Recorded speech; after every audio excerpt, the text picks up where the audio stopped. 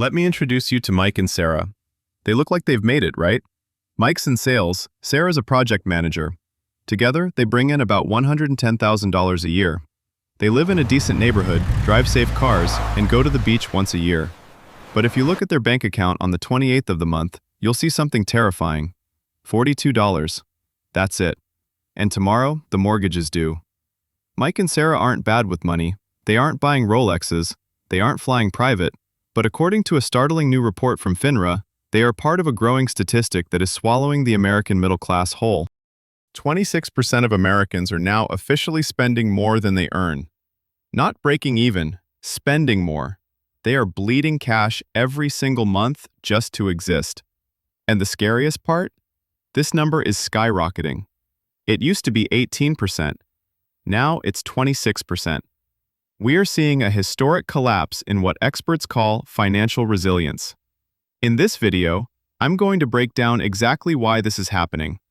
We're going to look at the struggle of the middle, why making six figures doesn't feel like six figures anymore, and most importantly, I'm going to show you the specific math you need to do today to make sure you aren't the one drowning when the tide goes out. To understand why Mike and Sarah are broke, we have to look at the trend.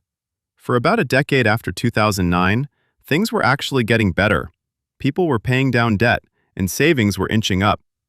We called this financial resilience. But that trend has officially snapped. The report shows that in 2021, 54% of Americans said it was not difficult to pay their bills. Today, that's dropped to 44%. We have essentially wiped out 10 years of progress in just 3 years. Now, you might be thinking, it's just inflation, stuff costs more. And yes, that's part of it, but there is a deeper trap here. The report highlights something called the struggle of the middle. This isn't just hitting low-income workers, it's hitting the middle class, the people who think they are safe. Here is the stat that keeps me up at night. The study asked people a simple question.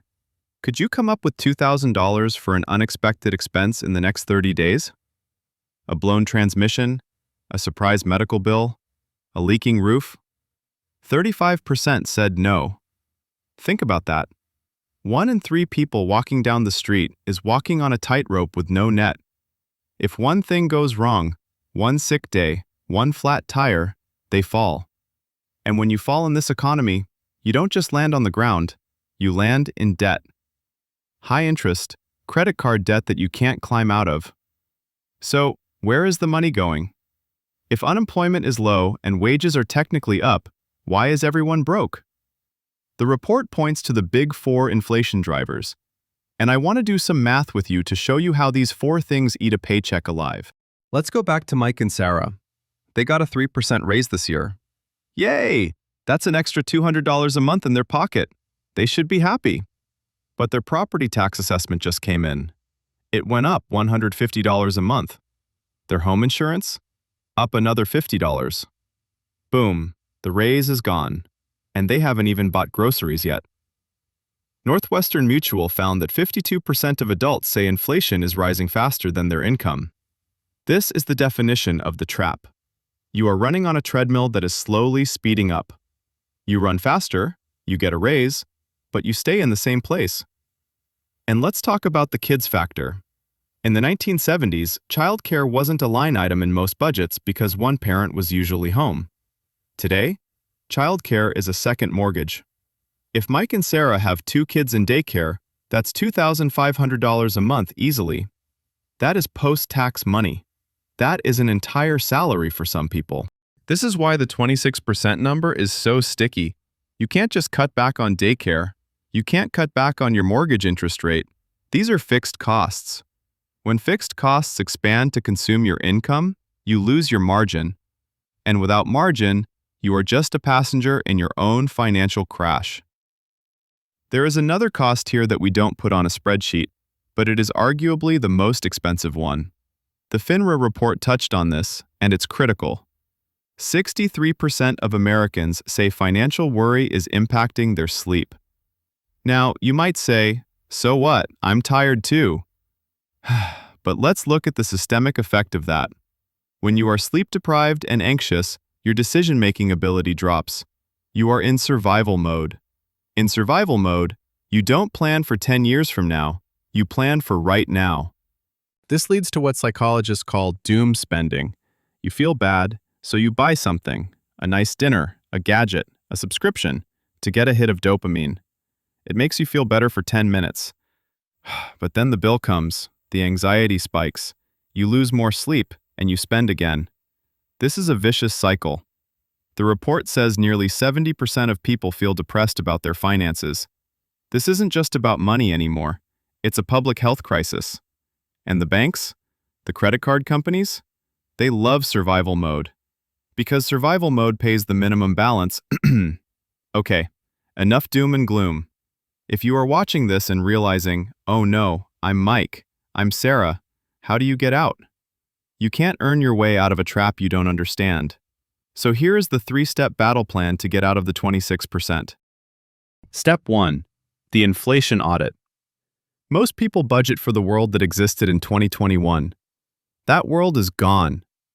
Sit down tonight and look at your real spending for the last 90 days. Not what you think you spend on groceries, what you actually scanned at the register. You have to accept the new price tag of your life. If your burn rate is higher than your income, you have to cut the bleeding immediately. And I don't mean skipping lattes, I mean the big stuff. Can you go down to one car? Can you pause every subscription for 30 days?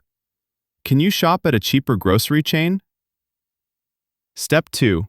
Build the $2,000 wall. We saw the stat, 35% of people fail the $2,000 test. You need to pass it. This is your new obsession.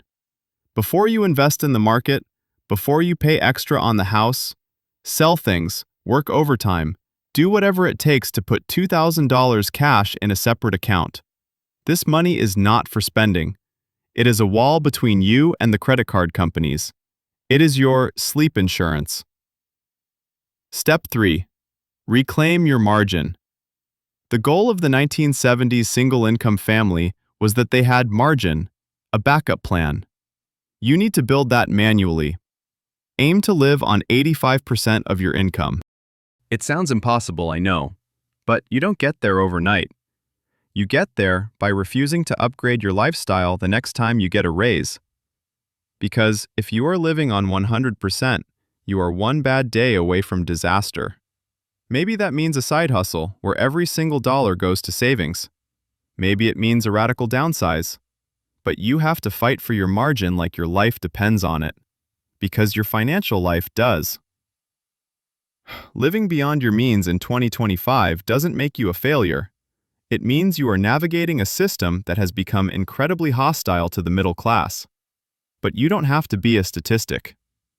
If you found this helpful, hit that like button. It really helps the channel.